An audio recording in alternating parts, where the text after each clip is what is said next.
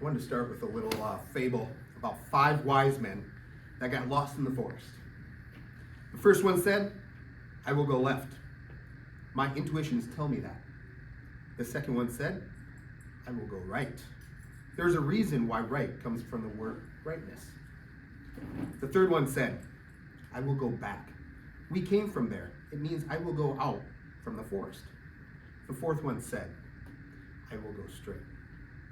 We should move forward. The forest will end and something new will open." The fifth one said, "You were all wrong. There was a better solution. Wait for me." He found the tallest tree and climbed into it. While he was climbing, everyone else scattered towards their own sides. From above, he saw where they should go to leave the forest faster. Now he could even see in what order the other wise men will reach the end of the forest. He climbed higher and saw the shortest way. He understood the problem and found the best solution. He knew that he did everything right and the others were wrong. They were stubborn and they didn't listen to him.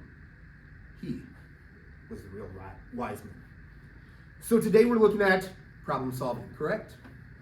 Okay. And we're looking at finding solutions. So I'm a teacher up in the science department, but I'm also the president of our teachers union. And within that, there comes a lot of problem solving. There's a lot of things that we do each and every day to support our staff and advocate for them in different ways. I often find myself in problem solving solutions weekly, monthly, and even daily. I work directly with the staff and administration to develop our upcoming school calendar. So when you talk about days off or professional development days or even your Christmas break, I work with administration to come up with a solution to work at ways that we can meet all of those days that we need as educators, part of our master agreement, but also to make sure that we get the most effective use of our time. In addition, violations of our master contract. Okay, as a teacher, we fall under our negotiated agreement, and there are rules and regulations that are specified within there. If there are violations that administration are not following or teachers are not adhering to, okay, I'm involved in many of those remediations and trying to find solutions to figure them out. I'm involved with Faculty Council, which is a group of colleagues that work to address issues within our school. Having monthly meetings to look at different things, to look at different ideas to better our operations within the school today. I work with the department leaders to look at strategic ways to help enhance our effectiveness within academics, looking at different resources, looking at different things to help you be the most successful within the classroom. As a teaching profession, we are seeing an increasing need to retain and develop quality educators within the teaching profession. Again, it is important to learn as much as you can and have a working relationship with the administration so that they can bring about a positive change. The motto, "The more you know, the more you know," is vital for developing these solutions. I guess questions? Yes. Go ahead. When did you know you wanted to be a teacher? When did I want to be a teacher? I was about 7th grade.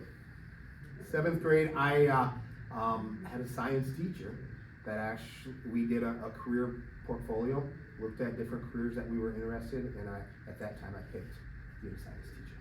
Good question. Yes? What college did you go to? What college did I go to? I went to Northern State University in Aberdeen, South Dakota. Got my master's in educational leadership from Miami University. So what comes into knowing when to have days off? Well, we got to look at our master agreement says that we are to meet 186 days. Okay, so we have to look at how we can best fit that in. And there's a lot of different factors. Again, this is big on problem solving because as we know, Nevin, Broadway, they don't have air conditioning. So we can't put it too soon or else we're going to run into days that it's going to be really hot and it's not going to be conducive for that learning environment.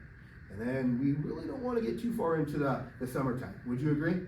Okay. So we want to condense it, but we also want to make sure that we find some breaks, such as our holiday breaks in there, Thanksgiving breaks. We also want spring break to fall in there. So there's a lot of different moving parts, and we try to come up with a few different drafts that work best for everyone, the community, the students, as well as the teachers. Yo! What do you enjoy most about your drama science teacher? Oh, I just love each and every day of being a science teacher. I love what I do. I love the topics that I talk about, and that's something I'm just passionate about, and being able to tell others about that and educate students about what I know. The more you know, the more you know, and that's a goal of mine, is to teach students that too. Yeah, What were you gonna do if you weren't a teacher? I'd be a rock star. Oh, definitely a rock star. Except I can't sing. I'm not a very good singer. So this is where I'm at. But I love having a lot of energy. I love that kind of stuff. But yeah, unfortunately, I'm not a rock star. But it is what it is. Yeah, go ahead. What motivates you to get up in the morning? What motivates me up?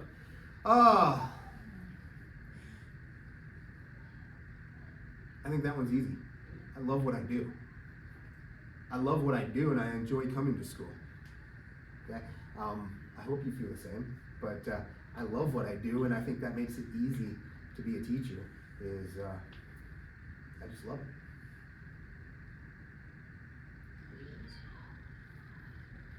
Okay. I would also point out that he would get all the points today for professional dress. So this would be whenever I'm looking at somebody to interview for a job, this is what I would be looking for. And not how I'm dressed today, but how he's dressed today.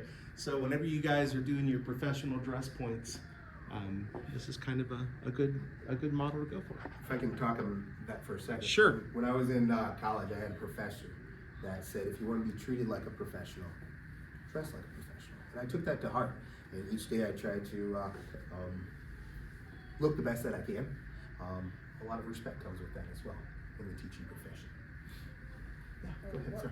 What led you to be a teacher at TIP? Ooh, now you're talking about my life story. I love it. Do we still have time? Absolutely. Okay.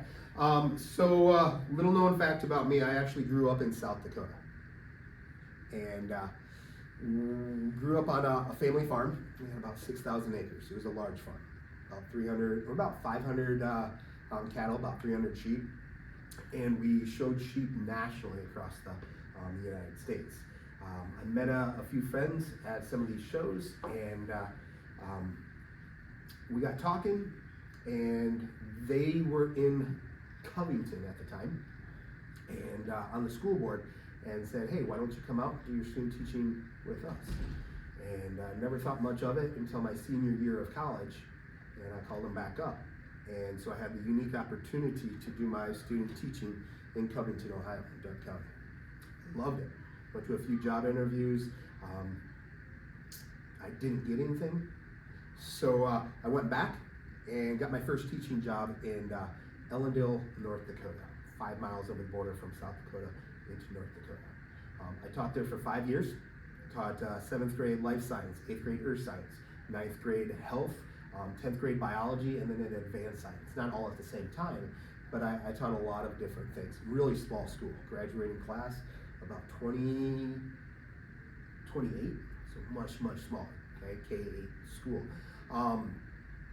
I got to those 5 years, and my wife and I said, if we don't do this now, we're never gonna do it. So we packed up everything we owned, and we moved out to Ohio. And I got a 1-year long-term sub at Troy Junior High, and then I've been at Tippecanoe High School ever since. So this is my 11th year here. Good question. Sorry, got a little winded. How can we as students use problem solving? Problem solving? Well, that's a great question.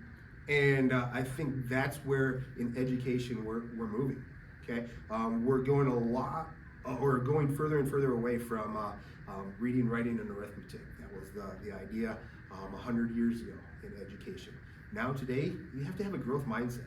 And I say the same thing in my anatomy class. I'm not a doctor. I'm not trained to be a doctor. Doctors don't know everything. But if they don't know something, they don't guess. They talk to other people. They talk to their colleagues. They do some research. And as you as a student, you got to keep that growth mindset. If you don't know something, you got to continue to problem solve to find out the solution to things. Okay, whatever that course is, just continue to learn it. The more you know, the more you know, and that's the world around us. Good question. My growth mindset.